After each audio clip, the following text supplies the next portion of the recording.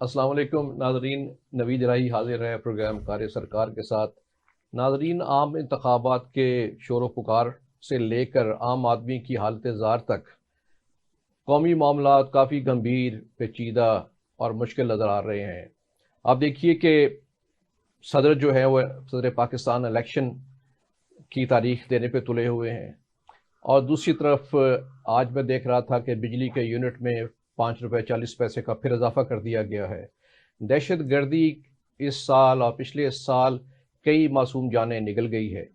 मईशत और सियासत में गिरावट है, और जान बचाने वाली अद्वियात की भी आज मैं खबर देख रहा था सुबह कि उसमें भी 25 अद्वियात में इजाफा कर दिया गया है।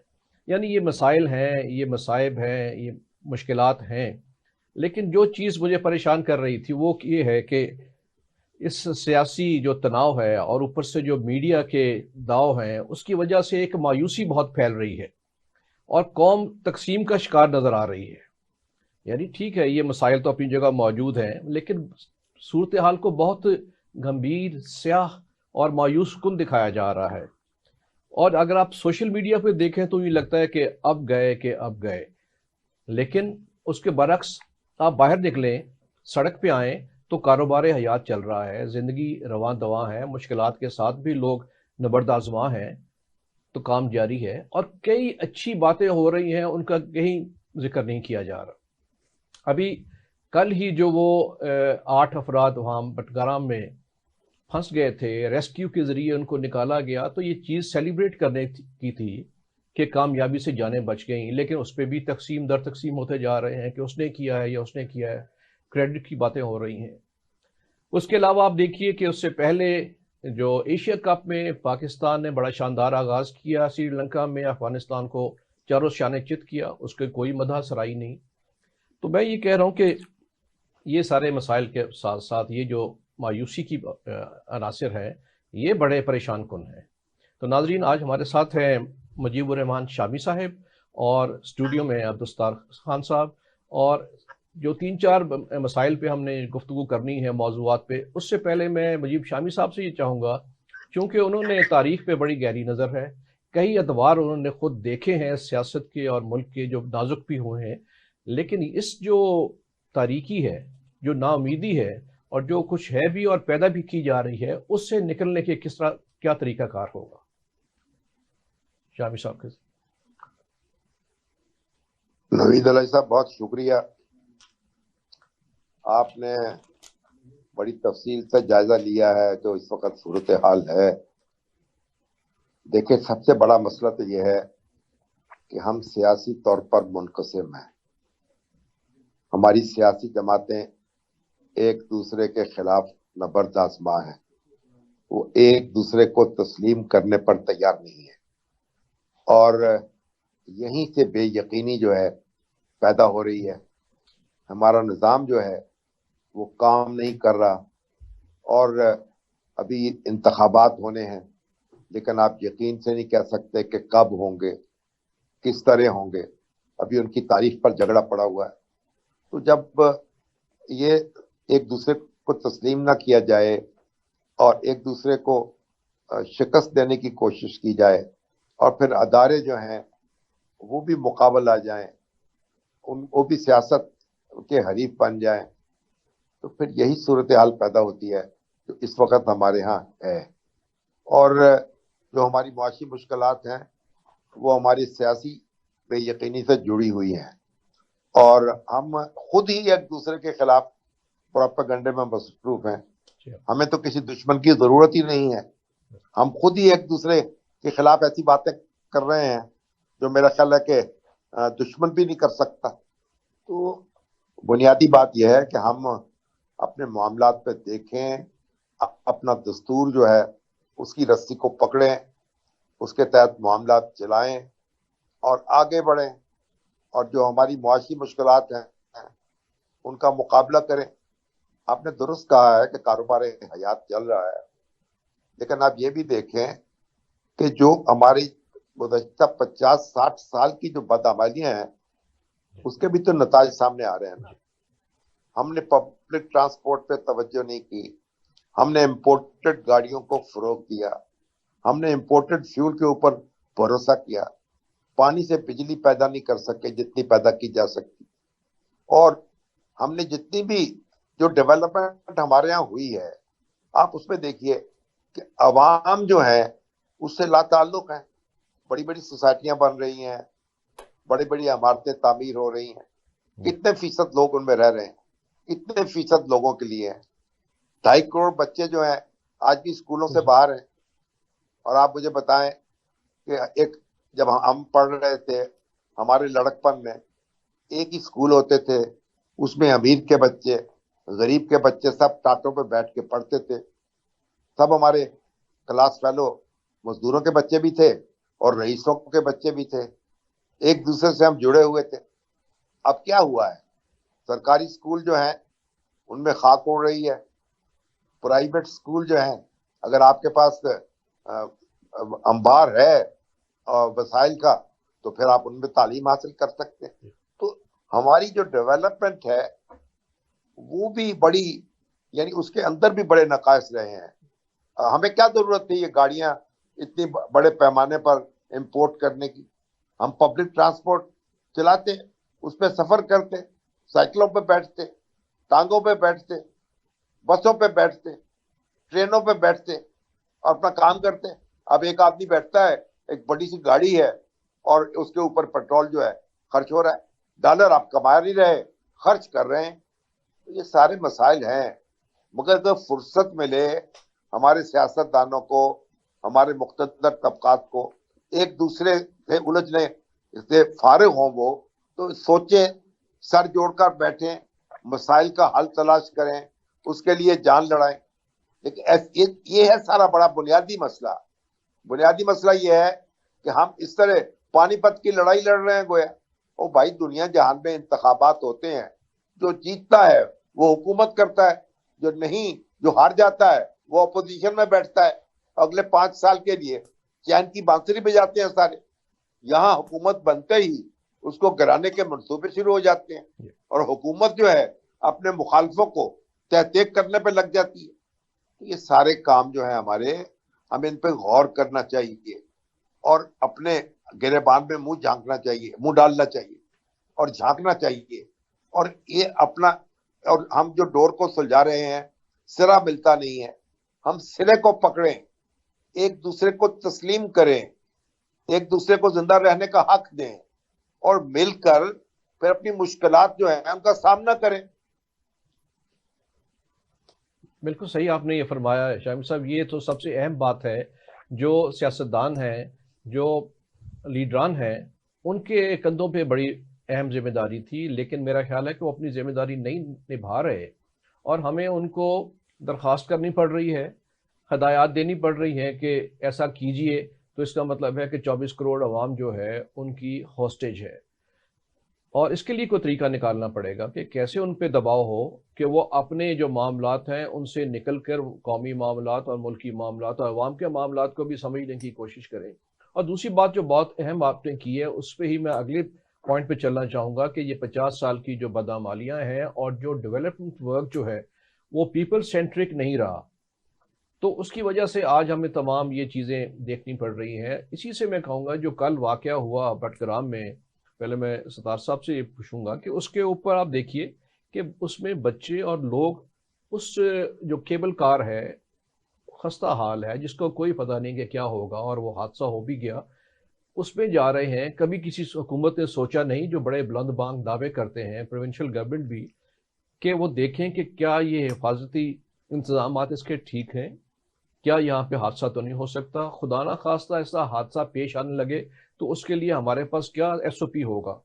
ایک تو پہلو یہ ہے, اس پہ میں چاہوں گا بات کریں. دوسرے پہلو یہ ہے کہ جب یہ ہو گیا واقعہ اور فوج بھی آ گئی, باقیوں نے بھی مدد کی, سب نے مل کے کر کے ایک اچھا طریقے سے بچا لی جانے, پھر بھی اس کے اوپر جو ٹویٹر پہ اور سوشل میڈیا پہ ایک دوسرے کے متعلق گفتگو جاری ہے, کریڈٹ لینے کا کام جاری ہے, اس سے جو خوشی ہے وہ ایک بدمزگی میں تبدیل ہو جاتی ہے. یہ ٹرسٹ ڈیفیسٹ جب ملکوں میں آتے ہیں, ہم ایک دوسرے پہ اعتبار نہیں کرتے ہیں. انفرادی سطح پر بھی اجتماعی سطح پر بھی. اور بھائی اجتماعی سطح پہ چلے جائیں, اوپر والی سطح پہ چلے جائیں, تو سیاستدان ہیں, سیاسی جماعتیں ہیں, وہ ایک دوسرے پہ کوئی ٹرسٹ نہیں رہا ان کا. تو نچلی سطح پر ہم بھی ایک دوسرے پہ ٹرسٹ نہیں رکھتے. ہم لوگوں کی عادت بن گئی ہے کہ ہم 24 کے 24 گھنٹے شکوک و شبہات میں رہنے کی ہمیں عادت پڑ گئی ہے. ہمیں کنفیوژن پسند ہے, ہمیں کلیئرٹی نہیں پسند. آپ کسی کو کلیئرٹی دینے کی کوشش کریں نا تو وہ بڑا عجیب سا لگے گا, وہ بیچارہ ڈسٹرب ہونا شروع ہو جائے گا, اسے کنفیوژن میں رہنے کی عادت پڑ گئی ہوئی ہے. اتنے عرصے سے وہ کنفیوژن میں رہ رہا ہے, کلیئرٹی اس کو کہیں سے نہیں مل رہی. وہ کنفیوژن میں رہتے رہتے وہ بات یہاں تک چلے گی, جیسے کہتے ہیں نا پنجابی میں کہتا ہے مت بج جانا. اب مت بج جانا, آپ نے ہر ایک چیز میں آپ نے دیکھنا کہ کرٹیسزم کا پہلو نکلتا ہے کہ نہیں نکلتا. ہماری عادت سی بن گئی ہے. کوئی بھی چیز کے بڑھ گرام کی بات کرتے ہیں آپ, لوگوں نے جو دیکھ رہے تھے ٹی وی پر دیکھ رہے تھے, لائیو دیکھ رہے تھے, وہ اس طرح سے تبصرہ کر رہے تھے جیسے وہ ریسکیو آپریشن کو بڑے اچھے طریقے سے جانتے ہیں. اس کو اوپر سے نہیں جانا چاہیے تھا, اس کو نیچے سے آنا چاہیے تھا, اس کو رسی کو ایسے کرنا چاہیے تھا, وہ کرنا چاہیے تھا. بندہ کو پوچھے کہ تم نے زندگی میں کبھی ریسکیو کیا, تمہیں پتا ہے ریسکیو کے کیا آپشنز ہوتے ہیں, کیا میکنزم ہوتا ہے ریسکیو کا. لیکن ہماری عادت بن گئی ہے نا, کوئی بھی چیز آپ کر دیں, کسی وقت بھی کر دیں آپ. ہماری عادت سی بن گئی ہے, ہم نے ایک دوسرے پر نکات کی طرح سے جھپڑنا ایک دوسرے پہ. ہم نے بس ایک دوسرے کی کمزوریوں پہ جانا ہے, وہ کمزوری ہے بھی کہ نہیں ہے. ہم نے یہ ڈٹرمن نہیں کرنا کہ پہلے یہ ڈٹرمن کر لیا جائے کہ کمزوری ہے. وہ کمزوری نہیں بھی ہے تو ہم نے چلا جانا, ہم نے اس کو بیان کر دینا کہ بھائی اس کی تو یہ کمزوری ہے ہی نہیں, اس کے تو پر تھے ہی نہیں. ہم نے پر بھی جلا دیے کہ اس کے پر جل گئے تھے, وہ کہتے ہیں جی اس کے تو پر ہی نہیں تھے. تو ابھی تو خان صاحب اس پہ اگر تنقید کرنی ہو تو تنقید تو اس پہ ہونی چاہیے کہ بھائی یہ جس طرح کا سسٹم بنا ہوا تھا یہ کیبل کار کا, وہ کب سے بنا ہوا ہے, کبھی کسی نے چیک کیا اس کو, کسی حکومت انہیں نے گھروں چیک میں کیا بناتے تھے, یہ جو پک اپس نہیں ہوتی تھی, اس کو توڑ کے؟ یہ وہ پک اپس کو توڑ کے اور پھر اس کو کر کے سارا مثلا ہوم میڈ جیسے نہیں ہوتا جی کہ ہم لوگ گھر بیٹھے بیٹھے سائنٹسٹ بنتے ہیں. تھوڑی دیر کے لیے ہمارا کام ہوتا ہے کہ ایڈاک بیسس پہ عارضی طور پر, وہ قسمت ہماری اچھی ہوتی ہے کہ یہ وہ چل حادثہ کبھی کبھار ہوتا ہے. جس طرح کی چیزیں بنا کے ہم اس پہ انحصار کر کے بیٹھ جاتے ہیں, یہ تو مثلا قدرت مہربان ہوتی ہے کہ اس طرح کا حادثہ کبھی کبھار ہوتا ہے, ورنہ تو ہر دوسرے گھنٹے ایسا واقعہ ہو جانا چاہیے.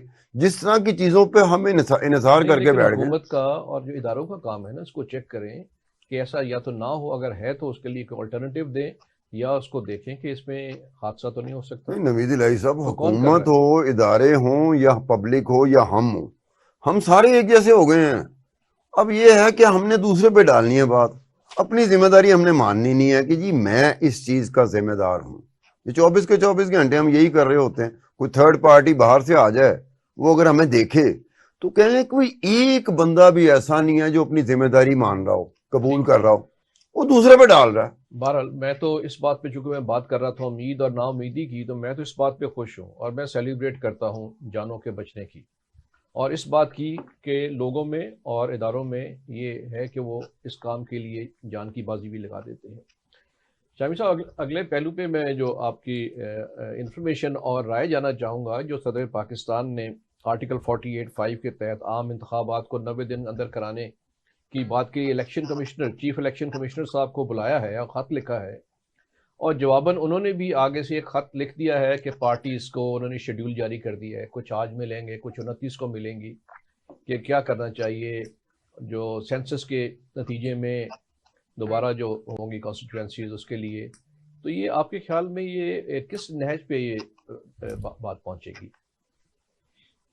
دیکھیں نوید صاحب, پاکستان کا جو سب سے بڑا مسئلہ ہے وہ تو یہی ہے نا کہ ہمیں جن کو فیصلہ کرنا چاہیے, جن لوگوں کو, وہ فیصلہ نہیں کر پاتے. ہر آدمی دوسرے کے کام میں مداخلت کر رہا ہے. اب ایک الیکشن کمیشن کا کام ہے, ایک کام صدر پاکستان کا ہے, ایک عدالتوں کا ہے, سیاسی جماعتوں کا ہے, ان کو اپنے اپنے دائرے میں کام کرنا چاہیے. لیکن اس ملک میں جب سے ماشاء اللہ نافذ ہوا نا 1958 میں, اور اس کے بعد پھر نافذ ہوتا ہی چلا گیا, 4 بار تو ہم یہ مسئلہ چکھ چکے ہیں نا, تو نتیجہ اس کا کیا نکلا ہے؟ بے ترتیبی پیدا ہوئی ہے, بد نظمی پیدا ہوئی ہے, ایک دوسرے کے کام میں مداخلت شروع ہوئی ہے. اور یہ ابھی تک یہ چیز سنبھالی نہیں جا رہی ہم سے، اور جب تک ہم یہ طے نہیں کریں گے کہ ہماری جو فیصلہ سازی ہے وہ ان اداروں کو کرنی چاہیے جن کی یہ ذمہ داری ہے۔ اب الیکشن کا انعقاد کرنا ہے الیکشن کمیشن نے، تو الیکشن کمیشن کو اس کی تاریخ بھی دینی چاہیے، اس کے انتظامات بھی کرنے چاہیے۔ تو صدر پاکستان نے چٹھی لکھ دی ہے، انہوں نے اس کا جواب دے دیا ہے۔ اب صدر پاکستان جو ہیں ان کے پاس تو کوئی دستوری اختیار تو ہے نہیں، وہ تو یعنی کسی ادارے کو کوئی انتظامی حکم جاری نہیں کر سکتے براہ راست، جو بھی کریں گے ان کا ثوابدیدی اختیار تو بہت کم ہے۔ انہیں تو جو بھی حکم جاری کرنا ہے وہ انتظامیہ کے ذریعے کرنا ہے، وزیر اعظم کی مشاورت سے کرنا ہے، اس کی ہدایت کے تابع کرنا ہے۔ تو یہ بھی میرا خیال ہے یہ چیزیں جو ہیں اگر ہم ان کو اپنی اپنی جگہ واپس کر دیں تو ہمیں فیصلہ کرنے میں آسانی ہو جائے گی۔ اب الیکشن کمیشن کو اس کا کام کرنے دیا جائے، جب وہ کر لے گا، فیصلہ کر لے گا، پھر اس کے اوپر آگے آپ بحث کر لیجئے گا۔ اب صدر مملکت کا جو خط ہے، اب یہ اس میں بڑی بحث ہے، تو ان کا یہ اختیار جو ہے وہ تاریخ دینے کا کیا وزیر اعظم کی ایڈوائس کے تابع ہے یا نہیں ہے، یا وہ اپنے ثوابدیدی اختیار کے تحت وہ ایڈوائس دے، وہ اس طرح کا کام کر سکتے ہیں۔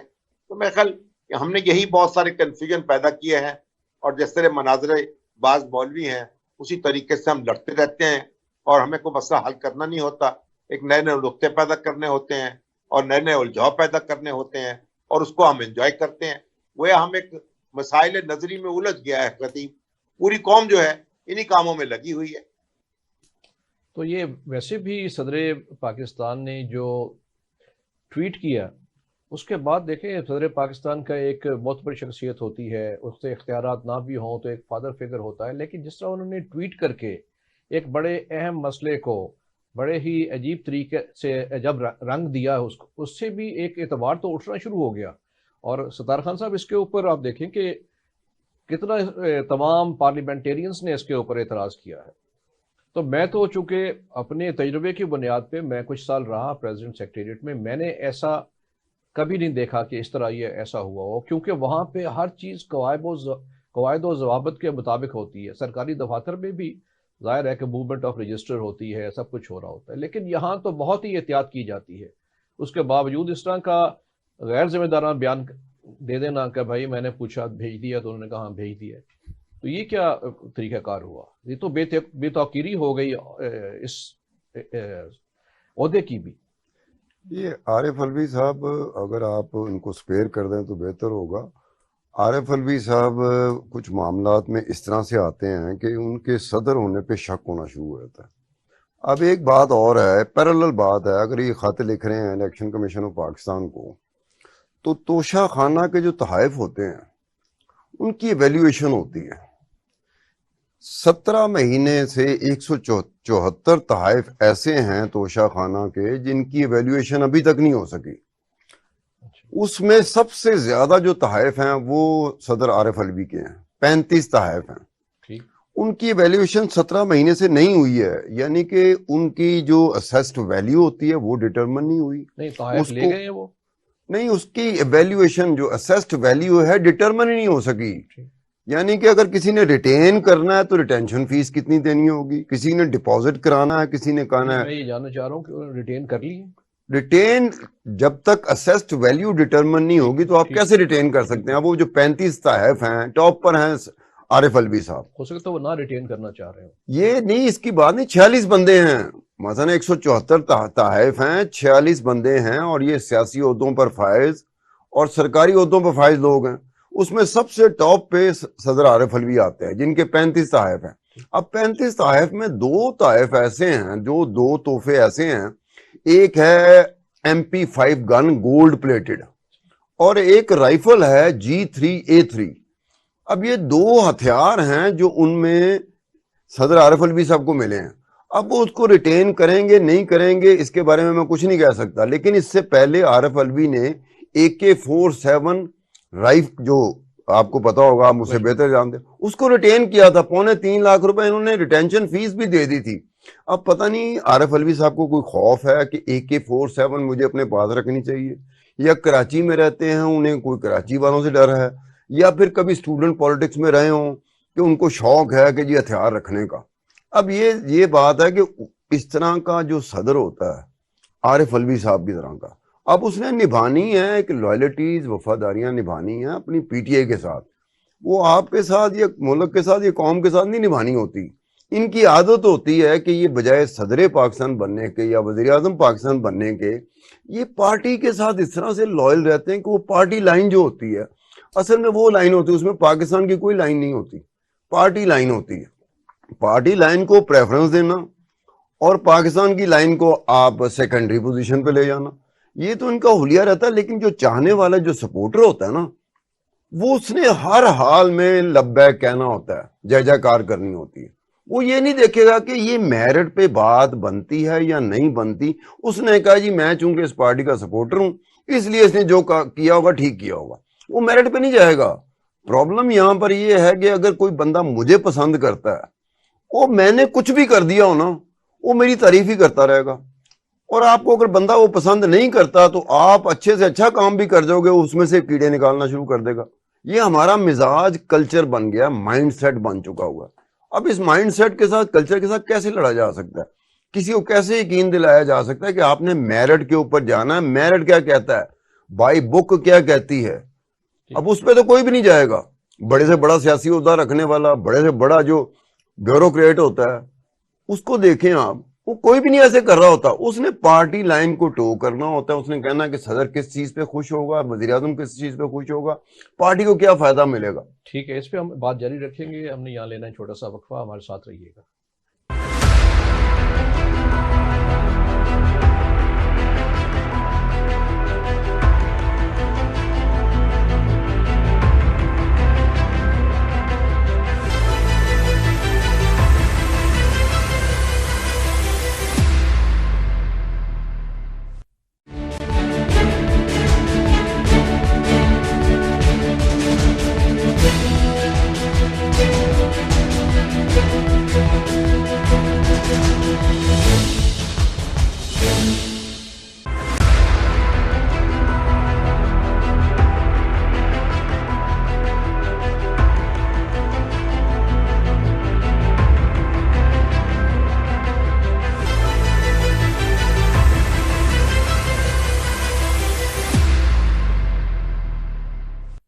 ویلکم بیک ناظرین۔ تو ہم بات کر رہے تھے پریزیڈنٹ علوی صاحب کے اور صدر کے جو اختیارات ہیں اور وہاں پہ جو ہو رہا ہے۔ شامی صاحب، میں یہ عرض کر رہا تھا اپنے تجربے کی بنیاد پہ، ظاہر ہے کہ آپ کا تو بہت زیادہ تجربہ ہے، لیکن جو میں نے عرصہ وہاں گزارا، ایک چیز ابھی ستار خان صاحب نے اس کے اوپر یہ کہا کہ حتیٰ کہ صدر بھی پارٹی کے پولیٹیکل پارٹی جس سے ان کی وابستگی ہوتی ہے وہ قائم رکھتے ہیں۔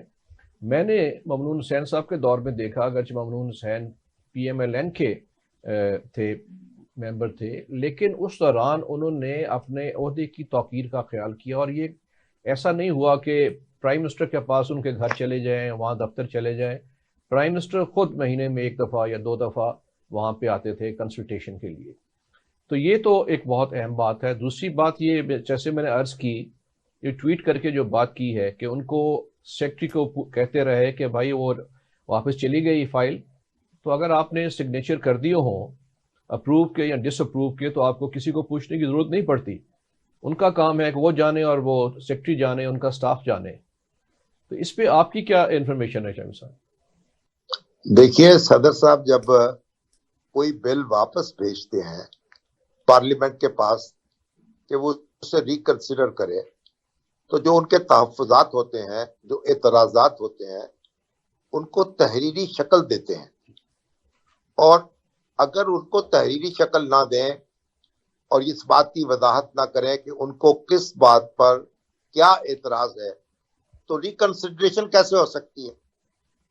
تو دستور کی اگر آرٹیکل 75 کو پڑھیں، اس میں واضح طور پر لکھا ہوا ہے کہ صدر صاحب جو ہیں اپنے تحفظات اور اعتراضات کو باقاعدہ لکھیں گے۔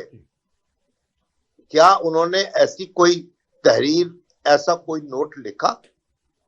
اگر لکھا ہی نہیں تو پارلیمنٹ کو واپس کیسے بھیج دیا؟ पार्लियामेंट के पास कैसे जाएगा और पार्लियामेंट क्या करेगी, जक मारेगी उस पर। अगर आपने कोई एतराज ही नहीं लिखा, कोई नुक्ता ही नहीं आपने उठाया और कोई आपने सवाल ही नहीं अपना उनके सामने पेश किया, तो वो कैसे गौर करेंगे। तो ये लगता है मुझे, देखिए सदर मुमलकत का मनसब जो है हमें उसका एहतराम करना चाहिए।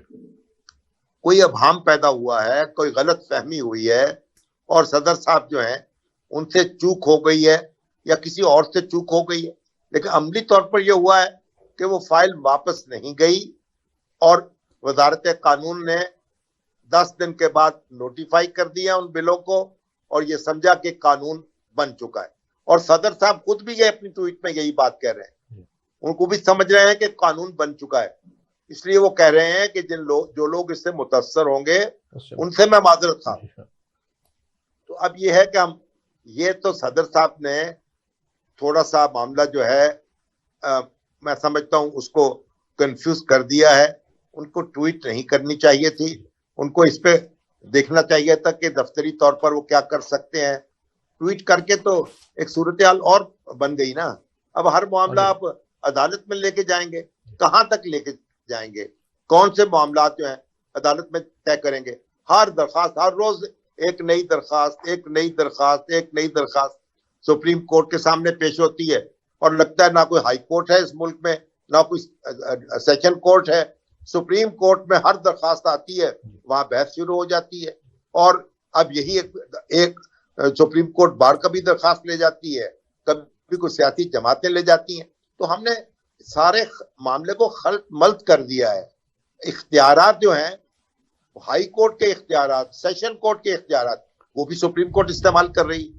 तो आप देखें, इससे कहीं तो निकले ना हम। हमारे अदारे को गौर करना चाहिए, असर नौ मामला को देखना चाहिए, अपने काम की तरफ तवज्जो देनी चाहिए। इतना कंफ्यूजन, इतना अभाम, ये हमें काम नहीं देगा। इससे तो हम मजीद बस खलजान में मुब्तला होते चले जाएंगे।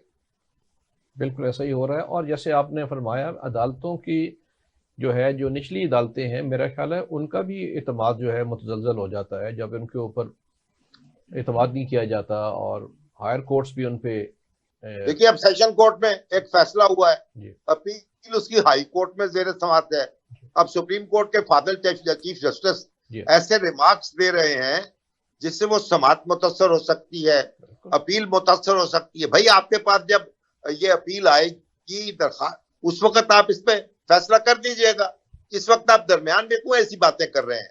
बिल्कुल। और पहले तो जज साहबान जो है मीडिया शाये होते थे, अब वो they play to the gallery कि हमारी बस बात सामने आ जाए। चौधरी साहब ने ऐसा दरवाजा खोला है, एक फ्लड गेट खोल दिया है।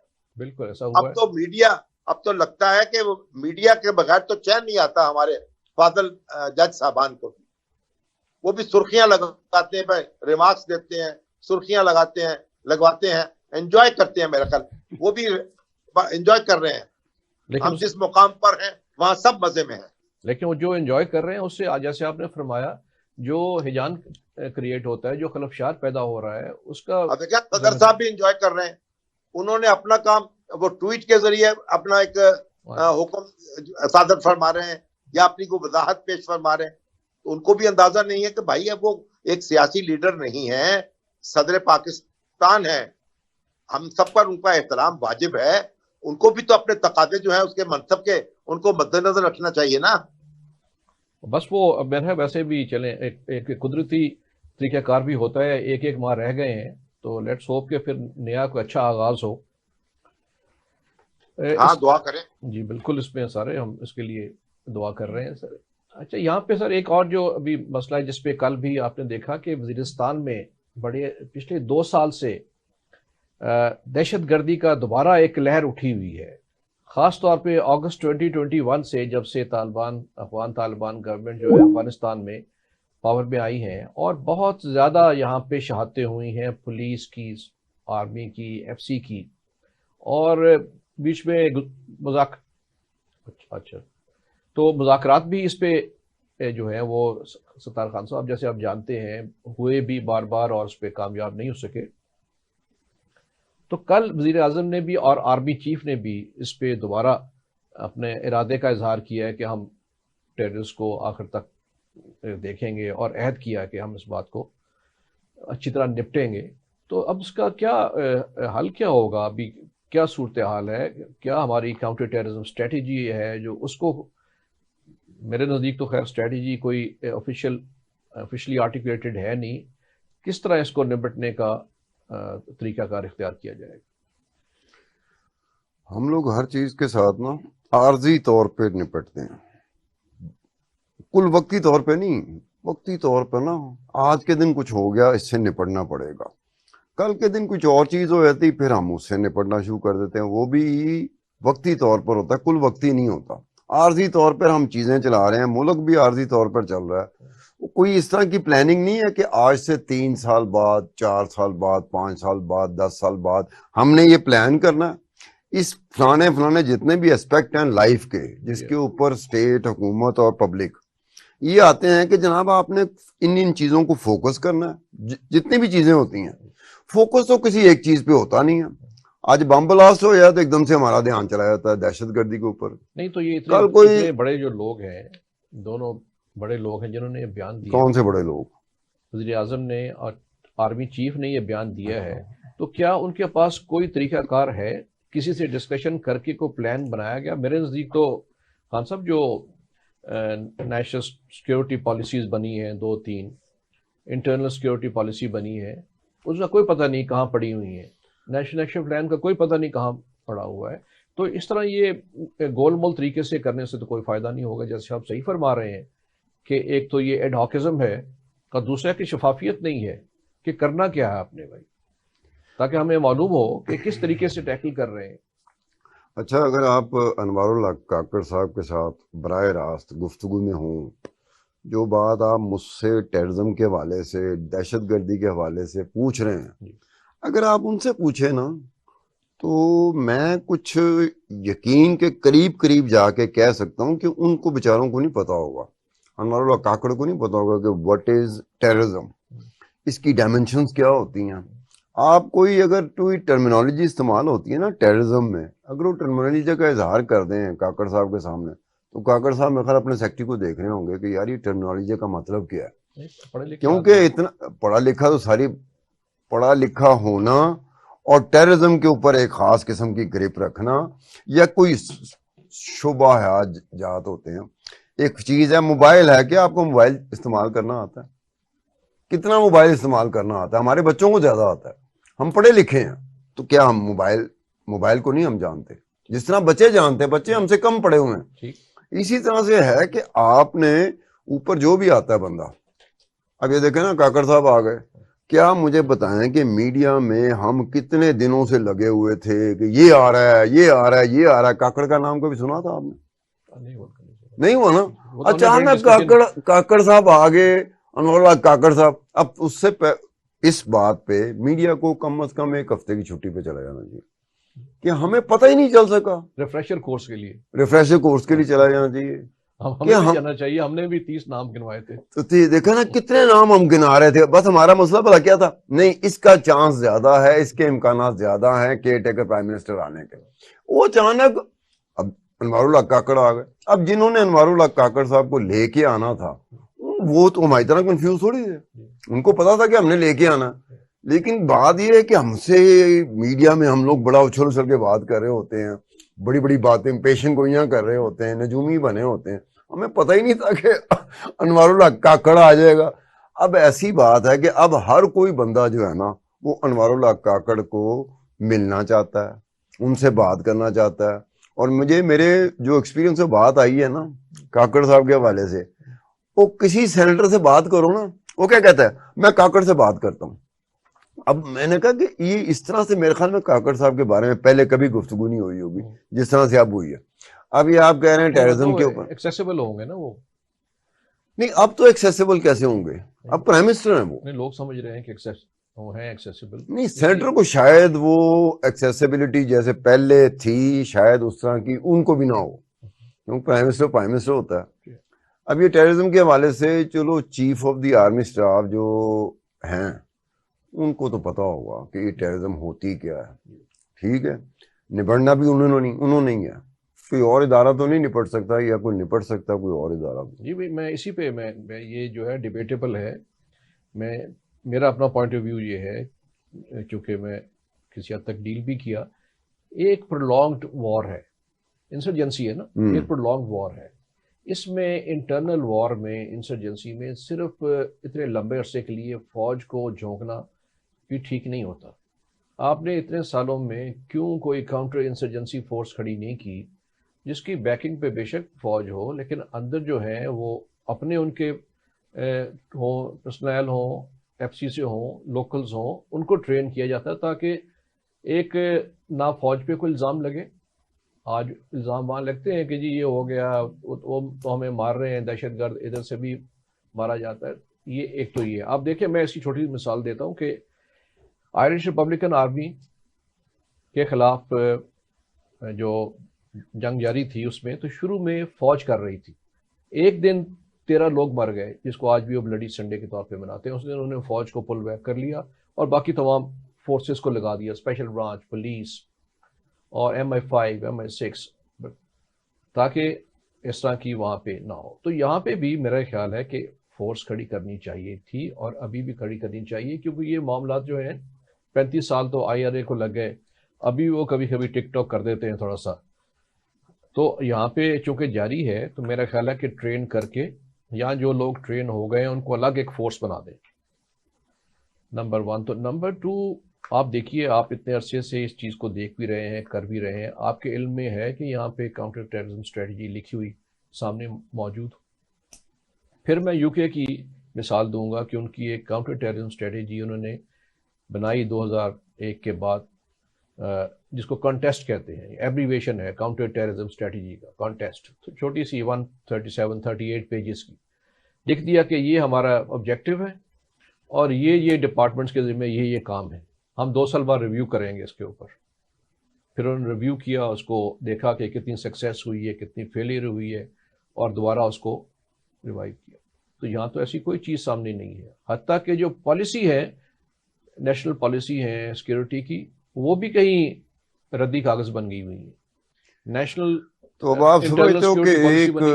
اوپر جو ادارہ ہے جس نے یہ ذمہ داری لے لی ہے, پہلے دن سے لے لی ہے یا پھر بہت پہلے لے لی تھی کہ جناب آپ نے ہر ایک چیز کو آپ نے سنبھالنا ہے, اب فوج نے ہر ایک چیز کو سنبھالنا ہے, وہ سمجھتی ہے یہ اس کی ذمہ داری ہے. اب یہ جو ٹیررزم ہے اس پہ بھی فوج کیا سمجھے گی کہ کوئی اور ادارہ ہو, فوج نہ ہو, اور وہ اس کو بنایا جائے, پھر اس کو ترتیب اس طرح سے دی جائے کہ آہستہ گریجولی وہ کاؤنٹر کر سکے یہ جو ہمارے اوپر مانسٹر آیا تھا ہر 6 مہینے, سال بعد, 2 سال, 4 سال, 5 سال بعد. یہ تو یہاں ایسے لگتا ہے جیسے ہمیشہ کے لیے یہاں پہ پیدا ہو گیا, ہمیشہ کے لیے ان کو مکانا, پنجابی میں کہتا ہے نا مکانا, ہمیشہ کے لیے ان کو مکانا مجھے لگ رہا ہے کہ اب مشکل ہو گیا. پیدا ہو گئے ہیں وہ, اب ان کو جڑ سے اکھاڑ پھینکنا یہ اب میرے خیال میں مجھے لگتا نہیں ہے. وقتی طور پہ رک جاتا ہے کام, تھم جاتا ہے, دب جاتا ہے, لیکن اس کے بعد اچانک کیا ہوتا ہے, اچانک چیزیں شروع ہو جاتی ہیں, ایک ادھر ہو گیا, ایک ادھر ہو گیا, ایک ادھر ہو گیا, تابڑ طور طریقے سے. ایسے لگتا ہے شاید ان کی اسٹریٹجی کا حصہ ہوتا ہے کہ ہم نے آنا ہے, اور پھر ہم نے اس طرح سے نہیں آنا کہ ایک کر کے ترام نہ بیو, ہم نے ایک ادھر کر دینا, ایک ادھر کر دینا, ایک ادھر کر دینا, just to give an impression کہ بھائی جان آپ ہمارا کچھ نہیں بگاڑ سکے. اچھا, اس میں خان صاحب یہ دوسری بات ایک اور میں, چلے آپ کی یہ بات ٹھیک ہے کہ کسی اور کو نہیں آنے دیں, کم از کم کسی دوسرے کی بات سننے میں یا تنقید کرنے سننے پہ حوصلہ کرنا چاہیے ان کو. اب وہ اگر کوئی ان کو بتا رہا ہے وہ کہتے ہیں نہیں ہمیں سب پتہ ہے, آپ کیا بتا رہے ہیں, ہمیں ناراض ہو جاتے ہیں. ایک جگہ ایک آرٹیکل میں لکھ دیا, ایک یہاں پہ بڑا حملہ ہوا بلوچستان میں, کہ میں نے لکھا کہ لگتا ہے جیسے انٹیلیجنس اور سیکورٹی کا ڈسکنیکٹ ہے. وہ اگرچہ میں نے مضمون کے اندر لکھا تھا لیکن ایڈیٹر نے اس کی سرخی بنا دی تو اس پہ معترض ہو گئے, اگرچہ ان کو اس سے فائدہ اٹھانا چاہیے. تو میرا خیال ہے کہ کوئی جو باقی ہیں لوگ ہیں, ایکسپرٹس ہیں, چلے ان کا پوائنٹ آف ویو بھی سنتے رہیں. دوسری بات شفافیت ہے, ہمیں بتائیں کہ کتنے یہاں پہ موجود ہیں, اندازاً ریسرچ بتا رہی ہیں, میں ریسرچز پہ بتا سکتا ہوں کہ TTP کے کتنے یہاں پہ کہہ رہے ہیں اور کتنے افغانستان میں موجود ہیں. وہ بتائیں تاکہ لوگوں کو پتہ ہو کہ کتنا تھریٹ ہے, کتنا تھریٹ وہاں سے اکراس دا بارڈر آ رہا ہے. تو یہ چیزیں تو ہو سکتی ہیں نا, یہ میڈیا کر سکتا ہے, سیکیورٹی ایکسپرٹس اینالسٹ کر سکتے ہیں, تھنک ٹینکس کر سکتے ہیں. یہ میڈیا وہ کر سکتا ہے جو کہ جس کو پتا ہو, جو جس کی انڈرسٹینڈنگ بھی ہو اور جس کے پاس انفارمیشن بھی ہو. ورنہ ادروائز تو ہم میڈیا اس طرح سے بات کر رہا ہوتا ہے کہ کوئی ایکسپرٹ آدمی بیٹھا ہو تو ہمارے بات کرنے سے اندازے سے وہ سمجھ جاتا ہے کہ انہوں کچھ نہیں پتا. اس صرف ہم اسکرین پہ آیا ذرا امپریشن دینا چاہ رہا ہے کہ مجھے پتا ہے. اب وہ بھی چیز ہے کہ اگر آپ ادھر جائیں گے, اب میرا آپ پہ ٹرسٹ نہیں ہے, آپ کا میرے پہ ٹرسٹ نہیں ہے, آپ تگڑے ہیں میں کمزور ہوں, تو کمزور بندہ تگڑے کے سامنے کیسے بولے گا؟ ٹھیک, تو میں ٹھیک ہے, اس پہ میں آخری جو میں بات کرنا چاہ رہا ہوں وہ ہے ابھی مہنگائی کے حوالے سے. ہمیں آئی ایم ایف نے کہیں نہیں کہا کہ آپ بجلی یا پیٹرول کے نرخ بڑھائیں. انہوں نے کہا کہ ٹیکس لیں آپ اور ٹیکس پورے کریں. ہم جب ٹیکس لینے میں ناکام ہو جاتے ہیں تو ہم آسان طریقہ کیا ہے, بجلی پہ ٹیکس لگا دیں اور پیٹرول پہ ٹیکس لگا دیں. وہاں سے تو چونکہ دینا ہی پڑے گا, تو یہ مہنگائی کا سبب بن رہا ہے. دس از بیڈ گورننس. آپ ٹیکس والوں سے ٹیکس وصول کریں, جن سے لینے ہیں ان سے آپ نہ لے رہے ہیں, نہ دکاندار سے لے رہے ہیں, نہ کارخانہ دار سے لے رہے ہیں. اب تو وہ بند بھی ہو رہے ہیں. جن کے پاس پیسے ہیں جو آپ لے رہے ہیں تنخواہ دار سے اور دیہڑی دار سے. ساتھ آپ نے اس لیے مہنگائی. اب تو میں دیکھ رہا تھا, مجھے یہ بل آیا تو واسا والوں نے بھی, یعنی پانی والوں نے بھی وار کر دی ہے. میں دیکھ رہا تھا واٹر ڈیمانڈ 4 گنا بڑھ گیا اس میں, جو اس کا سیوریج ہے وہ 3 گنا بڑھ گیا ہے, سر چارج 4 گنا بڑھ گیا ہے. یعنی آربیٹریریلی جو چاہتے ہیں جہاں سے گلا دبا سکتے ہیں وہ دبا لیتے ہیں. لیکن الیکشن کیسے بھی تک تو چلے گا یہ ایسے کام؟ الیکشن بھی تو لڑنا ہے. ان جماعتوں نے اس کے ٹیکر کو نکال کے, اس سے پہلے جو حکومتیں تھیں وہ سیاسی جماعتوں نے تو الیکشن لڑنا ہے نا.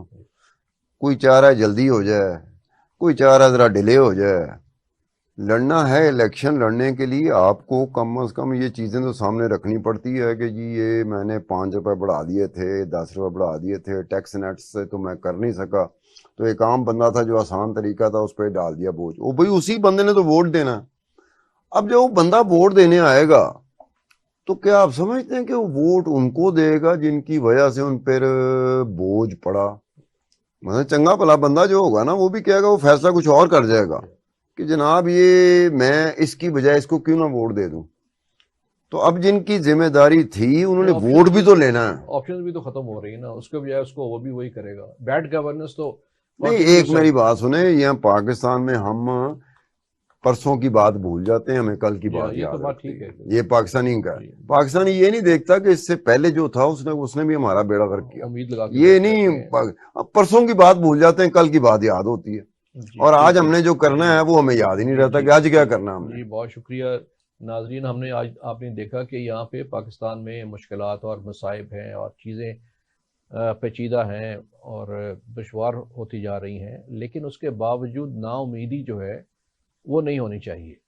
آپ زندگی جو ہے اس نے چلنا ہے اور ہمارے پاس سب کچھ موجود ہے, صرف اس کی فائن ٹیوننگ کریں تو we'll be back on track. تو آج کے پروگرام کا وقت ختم ہوا. انشاءاللہ اگلے ہفتے پھر حاضر ہوں گے. خدا حافظ.